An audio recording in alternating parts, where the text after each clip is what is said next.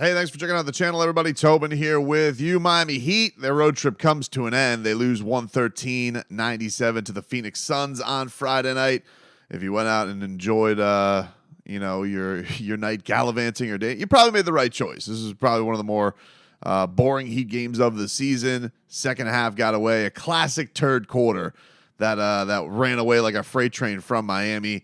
Very annoying game. You have Grayson Allen, who has the game of his life. He hits 9 from downtown. He's got one of the most punchable faces in all of basketball. So when he lights your ass up, it's never fun. Of course, this has been a road trip that had a pretty signature win with LA just because of the attention that it garners and making LeBron go all crazy. But this was obviously a bit of a disappointment because you have that performance and then you get a game tonight. No Kevin Durant. Can the Miami Heat take advantage of it? And the answer to that is no, because Grayson Allen turned into a prime Kevin Durant. So that was a bit of a tough thing to see. Bam Adebayo, really the one of the only Heat main figureheads that showed up tonight. After a slow start for him, really couldn't find his shot. He ends up finishing the game with 28 and 10. He's trying to resist that Suns offensive barrage that was coming the way. There was just no resistance defensively tonight from Miami, especially in that first half. Eric Spoelstra was not happy with the spots that they were getting to. So they go into the break with a 7-point lead already on Miami. They come out of there, go on a huge run. They outscore Miami by 12 in that quarter. And they just never really could get out of it. And you got some really rough offensive shooting nights. Tyler Hero tonight, woof.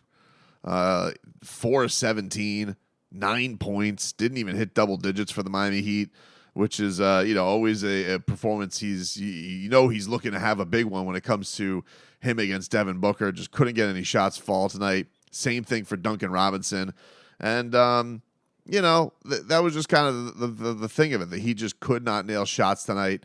Outside of Bam and Caleb, offense was hard to come by, consistent offense, and Caleb was really that was a first quarter to kind of keep everybody afloat and keep things going. He had, I think, 15 in the first quarter as it was. So after that first quarter, they were really looking all over the place, like who is going to give us something here. So Miami takes it on the chin. They finished the road trip 2-3. As I said going into this, your ideal scenario is most likely 3-2. You'll take 2-3. You just don't want to finish with a 1-0 win road trip out on the road. I think that he probably got the most highly publicized wins of their road trip, beating the Warriors and beating the Lakers. Beating the Clippers, I think, would have put an extra feather on the cap because, that's the best team going right now. I think these second half dry ups against Utah and Phoenix, a little bit concerning with the shots not falling for Miami, but that's kind of the trouble of a road trip. You're bouncing all over the place. You got to think that some of the young guys probably had their eye on on getting back home, having the weekend off. They're off today. They're off Sunday. Before Monday, they start a big homestand, and this will be an interesting homestand for Miami. I think it's going to get themselves. It'll I think show a lot. The signature game I think at this on this homestand is going to be the Oklahoma City Thunder, but you're taking on 3 winning record teams. And then you wrap it up with a stinker against the Hornets, who, are always a wild card when it comes to Miami over the last couple of years. But you got Monday night, Houston Rockets, who are 17-16, pretty surprising over the year. With their new coach, with their new moves. They're not pushovers. They're not one of the directs of the league anymore. So definitely have to come with the right energy in that game. Oklahoma City is going to be a fun one, obviously, because you're going to have the rookie of the year battle. I think Jaime, it's upon him to have a big-time performance to kind of remind people because, you had the big Wembanyama performance this week against Giannis Antetokounmpo. Chet is probably the favorite right now, even though he's not really a rookie. So from that standpoint for Miami, that one I think is going to be one that's going to be really interesting to see how Jaime goes out there and performs. Kind of a modest night for him tonight. And I think the thing with Miami, what you've seen is like they took their first game on these first couple losses. Spo was happy with the lessons that they took out of their couple losses to channel that into LA. And you're hoping that that stuff can be there going into Monday. They're not going to practice, so they just get 2 refresh days to get their batteries recharged, maybe watch a little Dolphins-Bills on Sunday night. And, this will be an interesting test to go all around where things are at with them. Jimmy Butler he returned to Miami early. So after the LA trip, he did not travel with the team to Phoenix. He went to go get treatment. Is that a case of he just didn't want to travel to Phoenix or something more that they're concerned about it? I don't know. Venture to guess that they just, kind of want to get a jump on things and get Jimmy Butler as healthy as possible, as quick as possible. Because especially in a week like this, I don't know if Jimmy's going to return this week. Sounds like it could be a bit of a big ask if that is the case, but obviously getting him back would be absolutely huge for Miami.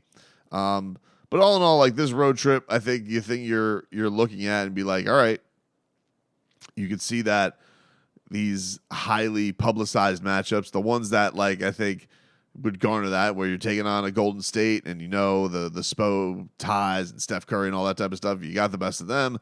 You look great. You have this week away. The Jazz loss over the last couple of weeks. The Jazz loss probably the most where you're just like, how do you lose to that team? Like who is lighting you up in that game?